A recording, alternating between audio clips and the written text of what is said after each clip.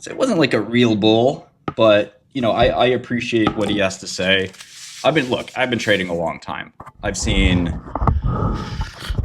know every trading philosophy. Like, I'm not naive to trading. Um, Over years and years and years, I've done and adjusted my own strategies to what works for me. And what works for me is this autistic fixation on the details of whether a drug is going to work or not. I've decided to stop thinking too much about, oh, John hedge fund is long and Joey retail is short, and what's going to happen if John hedge fund does this and that. And it's important. Like, look, the market is a big poker game, and it's important to know what cards people have, what they're going to do with them, and you can think about that whole idea of like, okay, where are the longs on this? Why are they long? What are they going to do next? That's pretty important if you're going to trade successfully. But trading strategies kind of collide, and it's like in this case, like that's always important in every stock. But you also here have like this uncertain outcome. You have to predict this uncertain outcome, and over many years, we've shown the ability to predict these uncertain outcomes because some of them are actually a lot more certain than they look. And this is one of them. And so I think that you're going to have like a fantastic, ability to predict this. Now, the second questions come like, what will the market do? Will they react the right way, the way you want, I guess? Or will they suspend disbelief? Now, I've seen a lot of crazy things, but I don't think anybody thinks that if they say the drug just doesn't work, all the subgroups didn't work. Like, there's just nothing here that we can really say worked without embarrassing ourselves or breaking the law. Then I think that,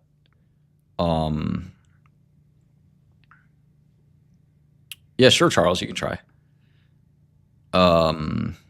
There is a free version of Godel, so you can sign up, but we also primarily focus on the paid version.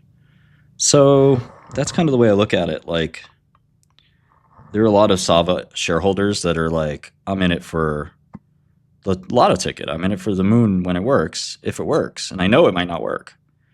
And like the long I talked to yesterday was really confused about a lot of stuff. He was a super nice guy, very smart in his field, former Tesla guy, I believe. And just didn't get that you have to meet both co-primary endpoints if you make co-primary endpoints. And your stat plan has to pre-specify your primary endpoint, and there really has to be one primary endpoint. And if you do two, it has to meet both. Doing two primary endpoints is generally not done, kind of for this reason that it's like you don't get anything from it, right? Like you just lose. You're giving up like a lot of flexibility because, well, you're kind of damned if you do, damned if you don't. If you meet both primaries, you would have met them sequentially anyway. So, like, I guess I could draw this a little bit.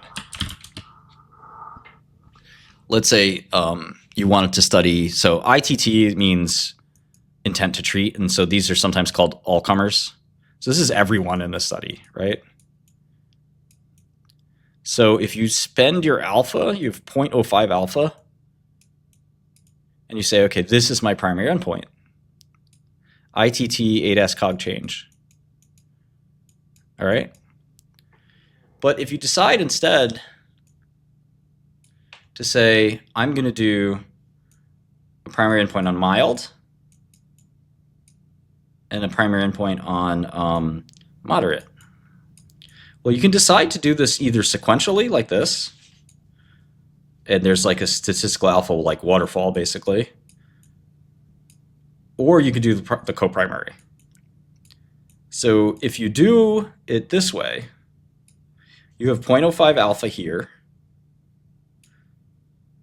but if it fails, you have no alpha here, and no other observations are relevant. That is the law. I don't make the law. That is statistical law. People are often flagrant violators of this, and the reason that this is the case is this idea of multiple comparisons. And in statistics, you cannot take multiple comparisons. Why not? Well, I've done many talks on this. This is one of my favorite topics. And the basic idea is, again, best illustrated in a basketball game. If you have the Knicks and you have the Bulls,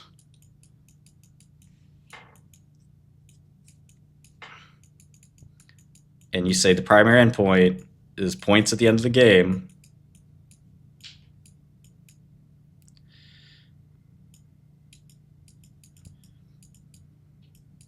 which is the primary endpoint of basketball. Well, how many primary endpoints can you guys think of? I could say points at halftime. These are secondary endpoints.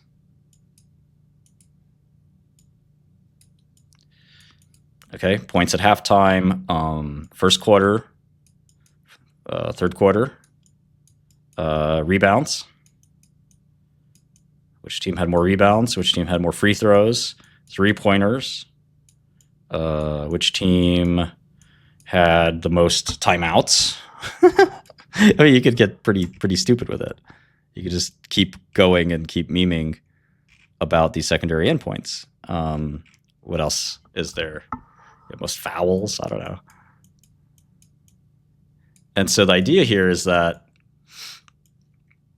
if you miss the primary endpoint, the reason that none of these matter, these observations matter, is because you're doing multiple comparisons. And if you make enough secondary endpoints, just by chance, one of these will work. So what you have to do is penalize the observation of multiple comparisons. So instead of p-value of 0.05 up here, if you want to do a multiple comparison, you can do it. But the p-value, let's say if you said, okay, I want to observe the third quarter. And the third quarter, let's say the Knicks did really well. They scored 35 points, and the Bulls only scored 12. And you're sort of trying to prove the Knicks are a better team. And certainly it's a good sign that in the third quarter they did really well. But the multiple comparison p-value is going to result in a p-value that has to be like less than 0.001. And there's a lot of ways to correct for multiple comparisons. The most famous, well-known one is the Bonferrari multiple comparison correction, or Bonferrari correction. And so it becomes a lot harder when you're doing multiple comparisons to establish a statistical significance, because you're doing it kind of after the fact, and even if you're pre-specifying it, you're like spraying and praying. You could make kind of an infinite amount of multiple comparisons, which I'm sure is what Cassava's going to do. Make sure you guys can still see me, because I'm trying to.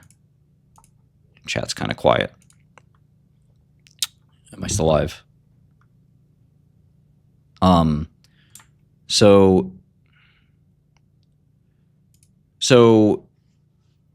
the idea here that you can do mild and then go to moderate, well, you have to meet your p-value in mild. So what if you do them as co-primaries? Well, the problem is that now you have to separate the alpha. So you have to meet mild with 0.025, and this is an and. This is not an or. And you have to meet moderate with 0.025. This is why people don't do co-primaries. It's very rare for a reason. It's just a lose-lose. Because if you make it here, but you miss it here, the trial fails. And you can't sort of just go to the FDA and say, I just want to file a mild. They're going to say, why didn't you just give us a trial with just mild? Because this looks like you're trying to do multiple comparisons. You could have just pre-specified the mild primary endpoint and put all the alpha on that. And they will still criticize you because they say, why'd you enroll them in the first place? Because we usually look at the ITT. If the moderates aren't part of the trial, then what the fuck are you doing? Why don't you tell us in the first place? Why don't you start over? And that's how the FDA works, man. They really don't like to play around.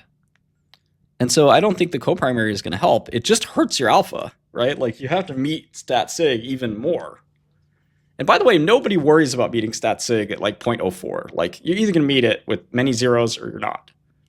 If you meet at like 0.014 or something, like your drug probably doesn't work anyway. It's just a fluke. So I don't think most people understand this because they haven't done it. And even some people who have some mathematical experience don't understand it, quite frankly. And that's fine. But like, the guy acknowledged, like, look, I don't know much about this stuff. And it just sounds like a great bet. I can make 50x my money. It's like, yes, you can make 50x your money, but you're also looking at this really tough thing. So here's the fundamental gymnastics here. And it started to click last night after I talked to one of these guys. So one of the things here that's really important is conditional probability.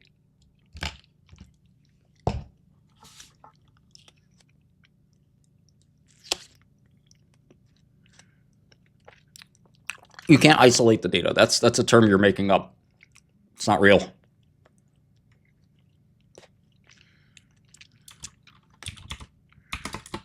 All right, so there's a 2% chance just for Alzheimer's drugs in general, and that's published. 2 out of 100 drugs met phase 3 primary endpoint. Okay. Cool. So now you have, what's the probability that simifalam works as a PPI? Okay. I don't know what that is, Mohammed. So PPI is a protein-protein interaction inhibitor. There are almost no drugs that are PPIs, and this drug was not designed to be a PPI. They came up with that after the fact. So I would say, look, almost no drugs work as PPI, but you do have to be careful with the when you do statistics and probability, you have to be careful to make sure these are independent. So I'm gonna say 90% chance it does work as a PPI. But now I'm gonna say a couple of other things that are interesting. I'm gonna say 80% chance the PK makes sense, and they actually have in their investigators brochure that the brain is the least.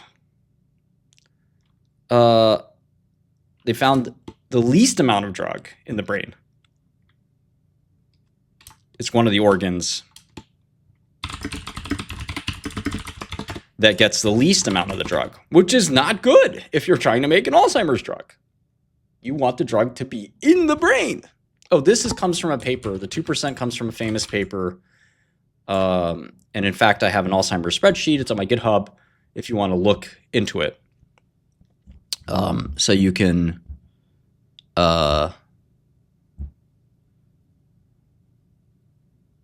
kind of look into it and see that 98 different Alzheimer's drugs failed. Okay, so 80% chance that the PK makes sense when it's lower than that. Now you're looking at something really funny, that there's about 5% of drugs that work as mild. They work differently as mild versus moderate. And let's even say that's 50% of drugs, even though we know it's 5. Not many drugs in pharma only work if you're mild and don't work at all if you're moderate. Think about OxyContin. If I have a small toothache, or I bump my knee or something like that, and I take 80 milligrams of OxyContin, it doesn't matter that my pain is very mild. It's going to work. But if I have a surgery and I have deep back pain and it's really bad, super painful, OxyContin still works. It works in mild, it works in moderate. If I wake up with the worst allergies of my life and I take Benadryl, they'll improve. They may not significantly improve a huge amount. I may not be cured, but they'll improve a little bit. And if I wake up with, no real allergies, but I just take Benadryl every day, if I miss it, my allergies will come back. That's like a mild phenotype. So it really doesn't matter in most drugs whether or not you're mild or moderate. And the reason, by the way, that we're allowing this 2% for Alzheimer's is that we actually don't know how the disease really works. So designing a drug for the disease is always going to be very risky. Whereas in cancer, we can show exact protein that's broken. And Alzheimer's is like, nobody fucking knows. You're just guessing. So that's why it's so hard to do Alzheimer's. But if I'm generous, I could even bump that to, say, 5%. So what else? Oh, yeah, there's another fun one, which is, the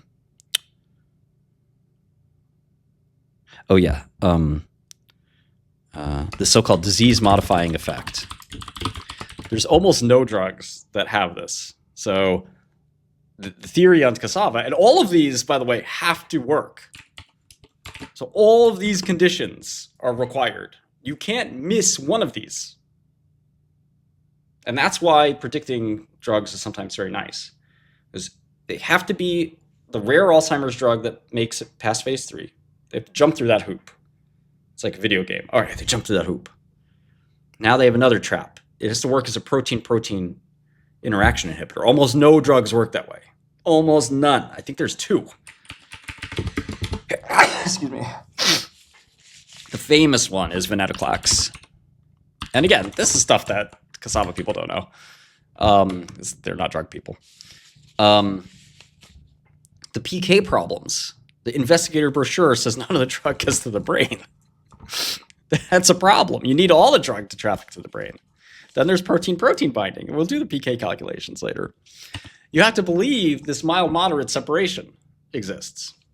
Doesn't exist most of the time. Then you have to believe that this disease-modifying effect. So what is this? Disease-modifying means that there's a follow-on effect. So that means that you can take the drug, it's modifying the disease in your body, and you can stop taking the drug and it's still working 6 months later after you stop taking it. I've never heard of a drug that does that. If I miss my anti-anxiety drug by 6 hours, I start feeling it. If I don't take my allergy medicine today, I will start sneezing. You just heard me sneeze. If you stop taking your chemo, you'll get your cancer back.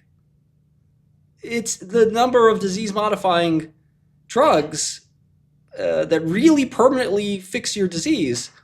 Anti-infection and oncology, that's it.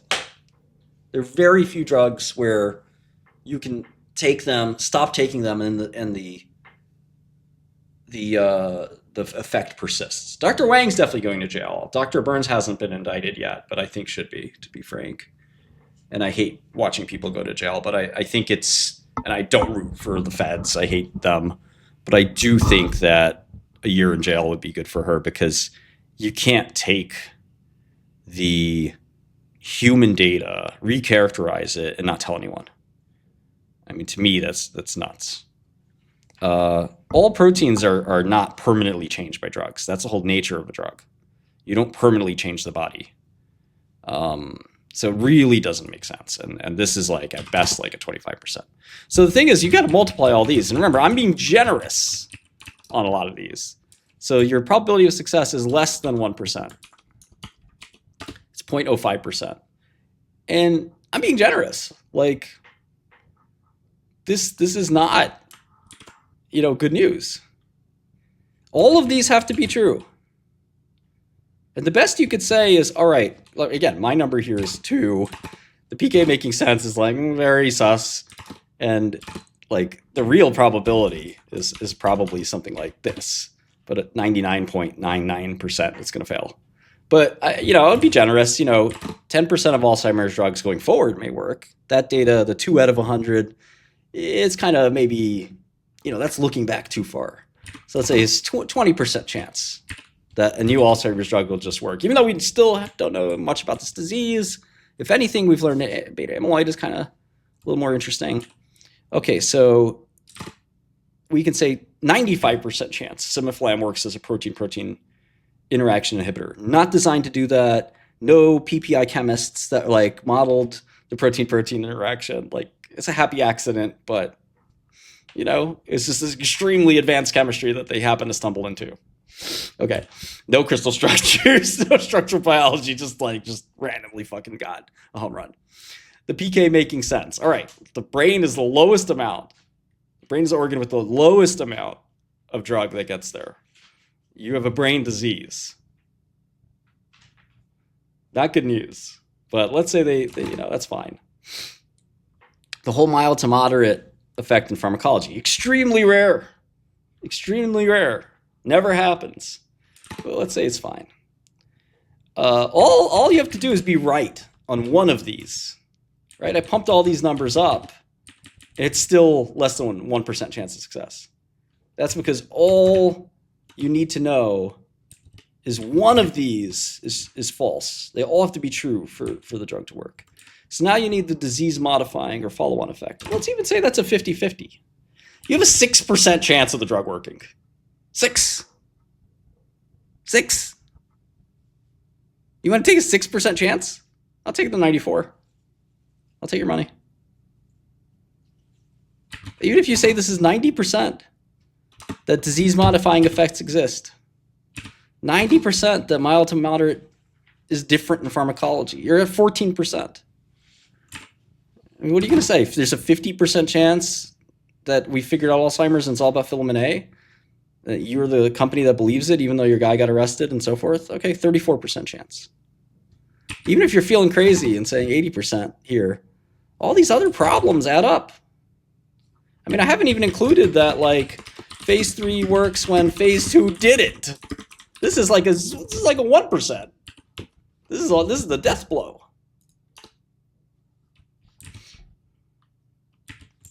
So, I don't know.